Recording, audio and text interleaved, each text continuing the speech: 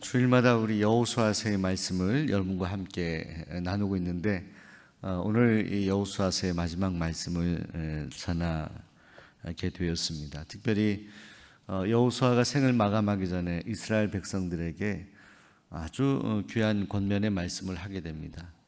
우리가 인생을 살아가면서 농축된 인생의 정말 중요한 일들을 우리 자손들에게 이야기하지 않습니까? 그래서 우리는 우리 어르신들의 말씀을 우리가 잘 들어야 될 것 같습니다. 이번 교회 역사관을 하면서 교회 7대 비전을 제가 세우는 중에 하나가 바로 효로 어르신들을 섬기는 교회가 되어야 된다, 이런 비전을 제시했습니다. 여호수아는 하나님의 대변인입니다. 그래서 하나님께서 원하시는 말씀을 이스라엘 백성들에게 무엇 하나라도 전하고 싶은 그런 마음이죠. 지난 시간에 이어서 오늘 여호수아는 이스라엘 백성들에게 말씀하는데 핵심적인 내용은 너희가 여호와 하나님을 선택하고 하나님을 섬기고 그리고 그 하나님께로 너희의 마음을 향하라, 이것입니다.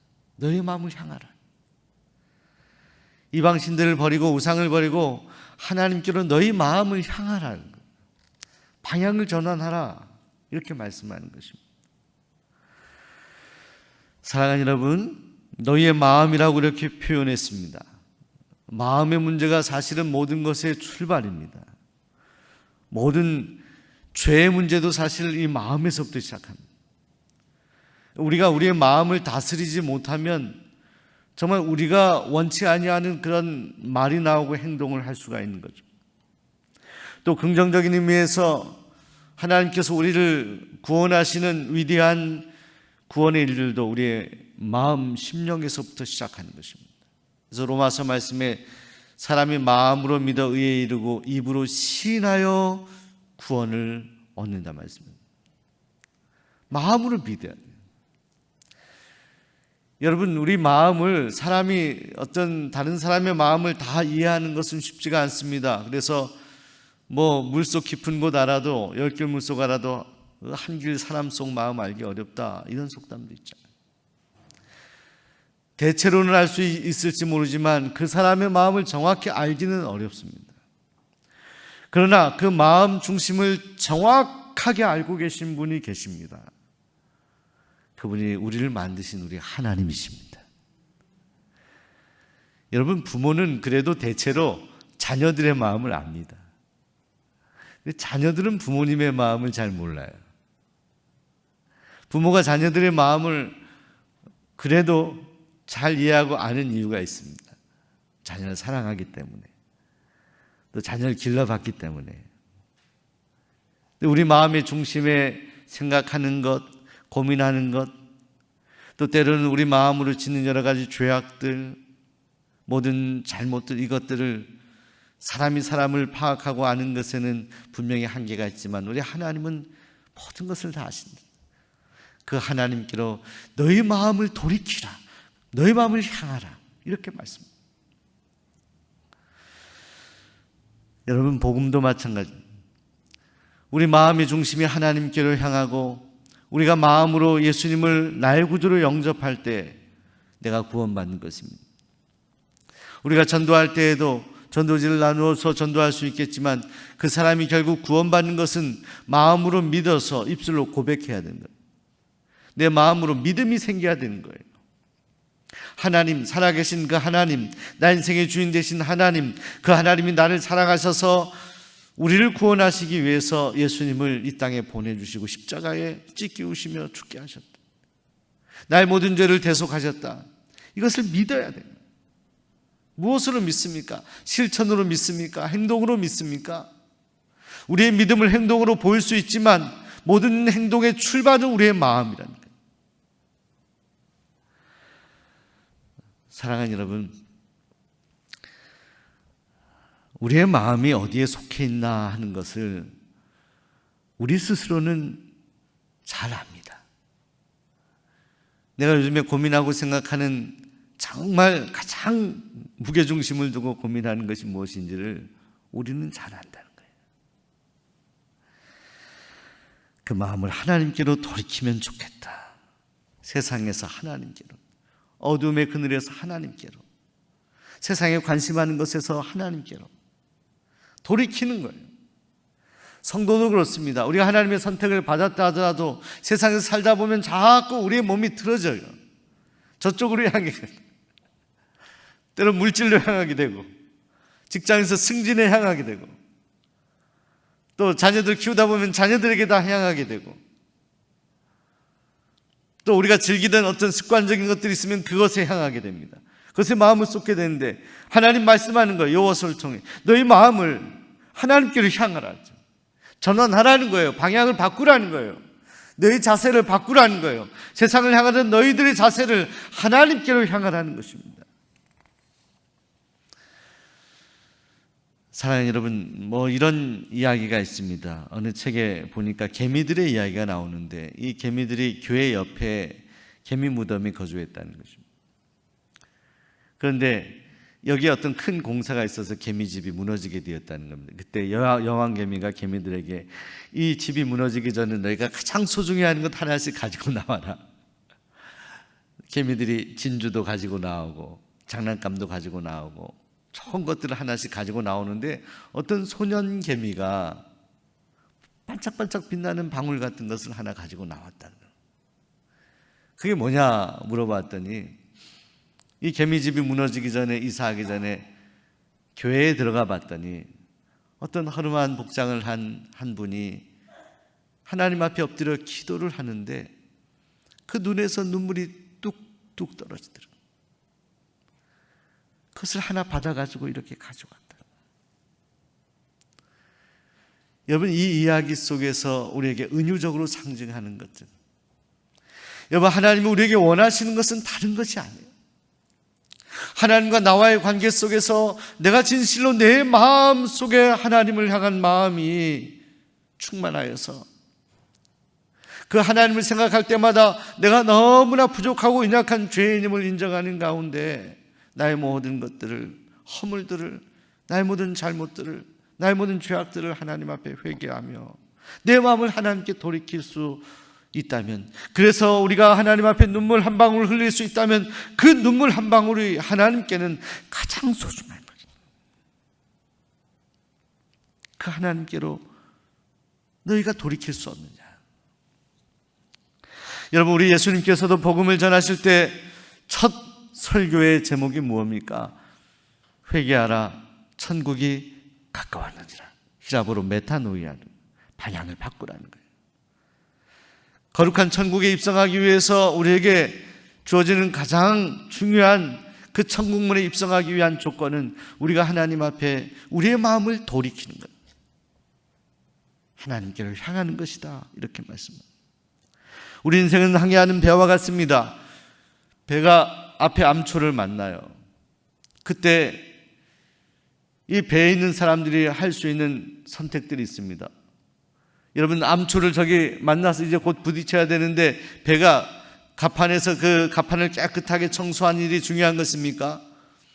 배의 기관에서 기계가 잘 돌아가고 있는지 그것을 점검하는 것이 중요한 것입니까?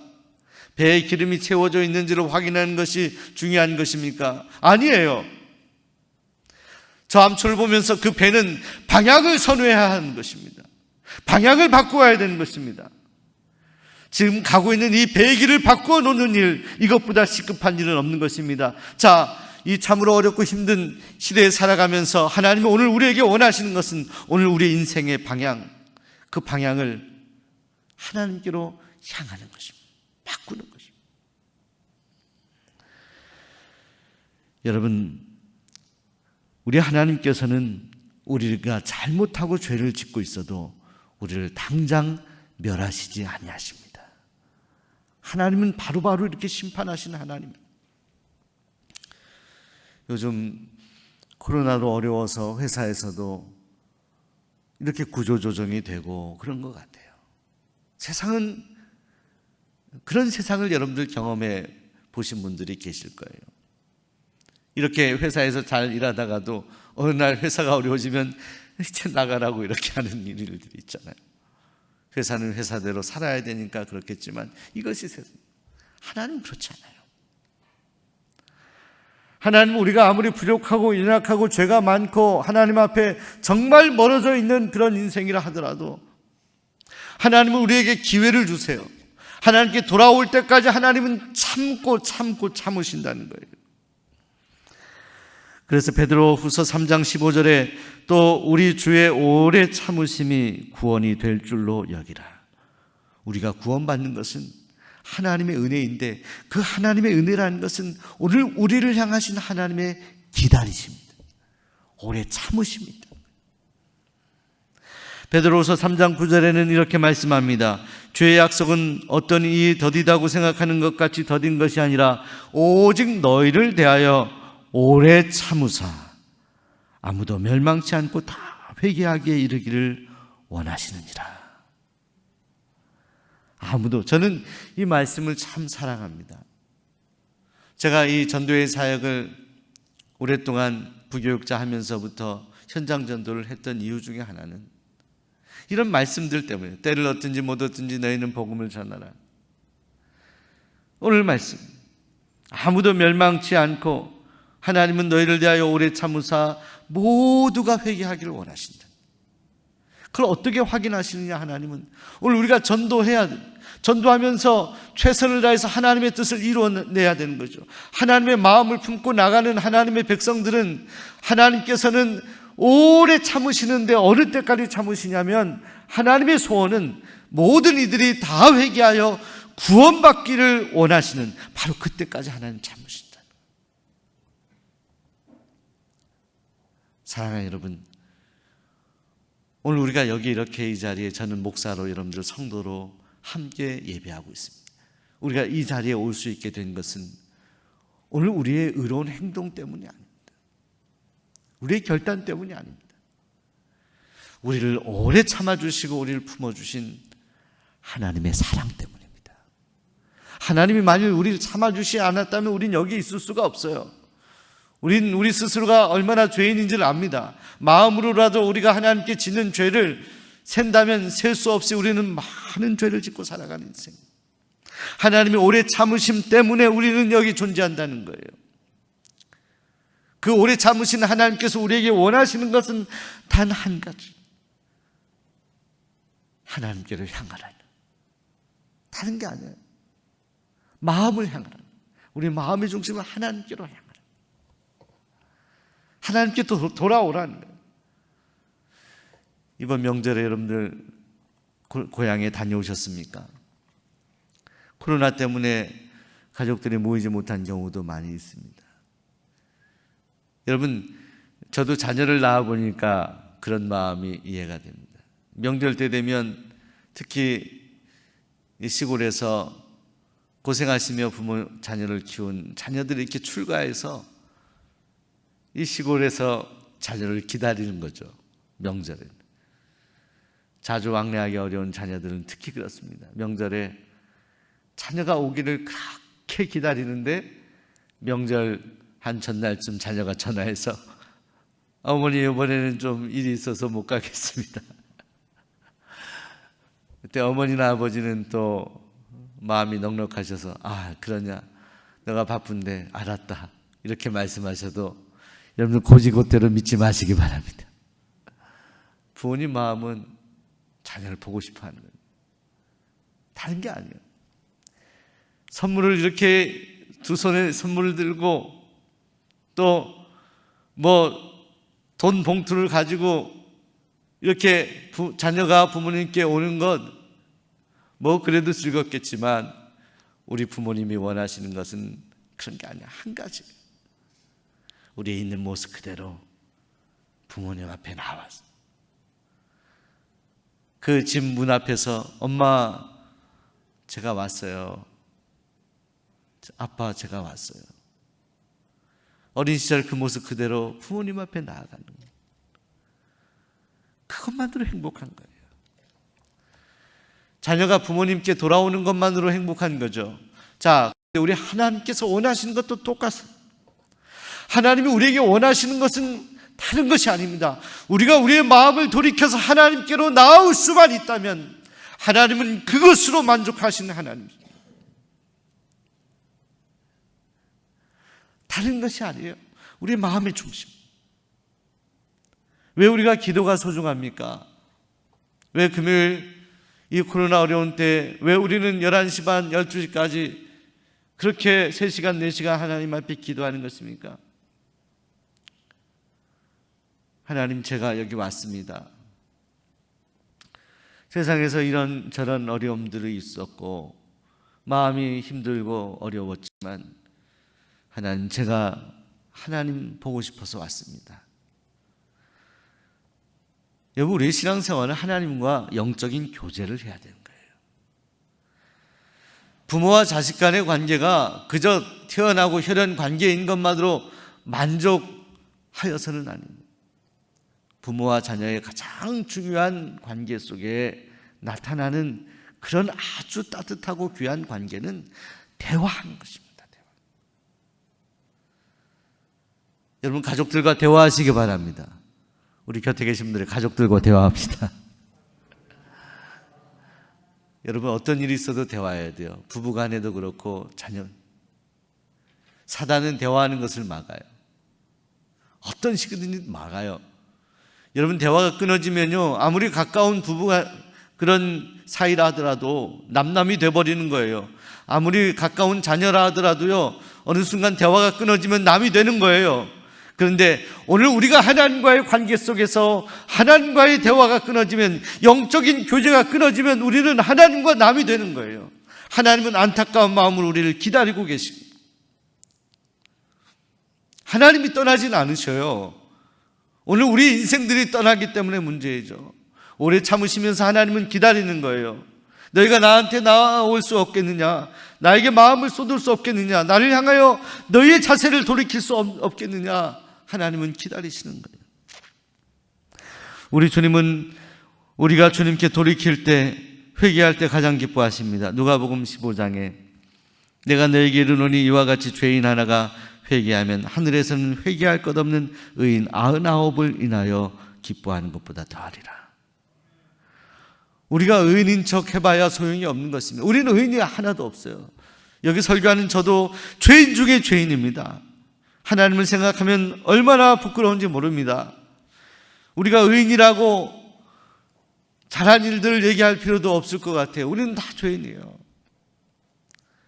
우리가 마음을 돌이켜서 하나님께를 향할 수 있다면, 그 마음 중심에 하나님께를 향하는 그 마음을 보시고 한 사람이, 성도가, 내가 이제까지 나를 의지하며 살고 세상을 의지하며 살았는데 어느 순간 하나님을 향하여 눈을 뜨게 되고 영적인 눈이 떠져서 하나님을 바라볼 수 있게 되는 거예요. 그 심령의 변화를 보며 하나님은 가장 기뻐하신다. 가장 기뻐하신다.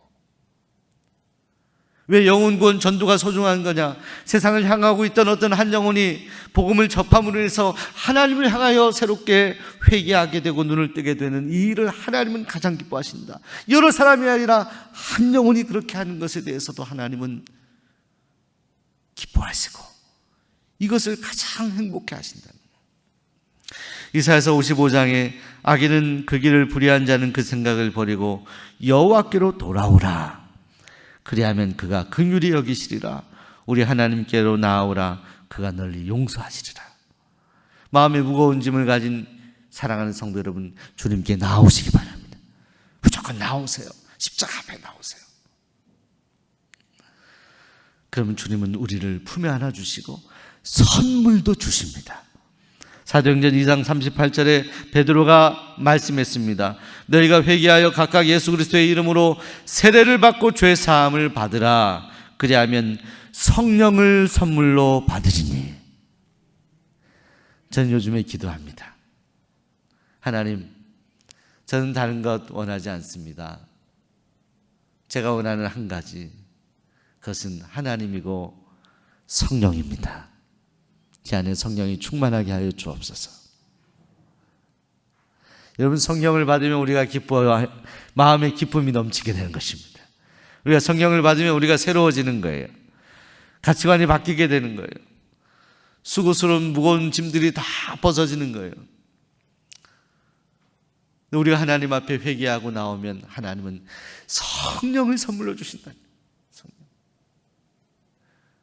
우리 주님이 승천하시면서 제자들에게 부탁했던 건 뭐예요? 오직, 함께 해볼까요? 오직 성령이 너에게 임하시면 너희가 권능을 받고 예루살렘과 온 유대와 사마리아와 땅끝까지 이르러 내 증인이 되리라. 아멘. 성령.